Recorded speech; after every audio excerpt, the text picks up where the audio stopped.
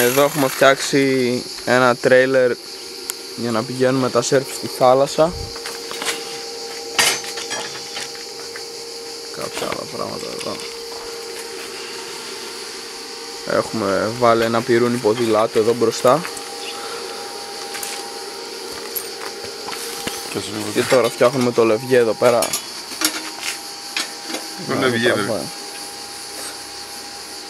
θα πιαστεί εδώ πέρα. Δηλαδή μεταφοράς.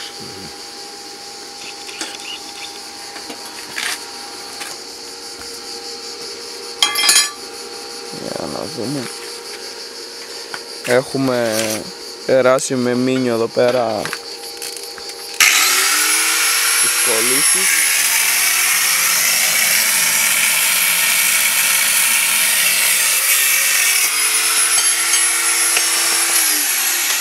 Χρησιμοποίησαμε αυτό το πλαίσιο από μια παλιά κατασκευή.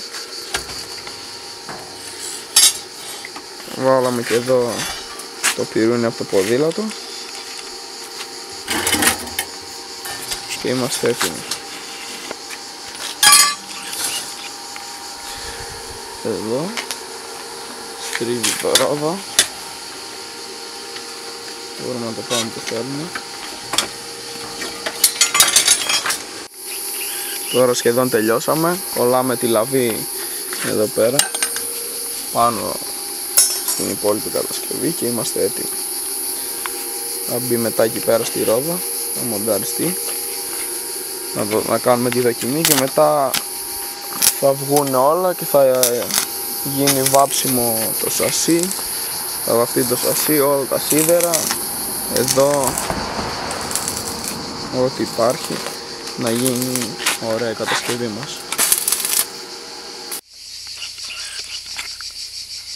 Ήρθε η ώρα τώρα. Η κατασκευή επετεύχθη. Στη δοκιμή ο Πέτρος ο Κεχαγιόγλου.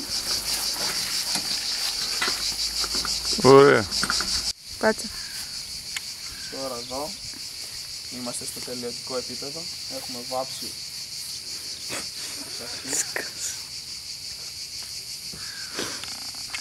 Έχουμε βάλει τις ρόδες όλα, τα έχουμε βάψει. Τώρα Sorry, θα περιμένουμε να στεγνώσει.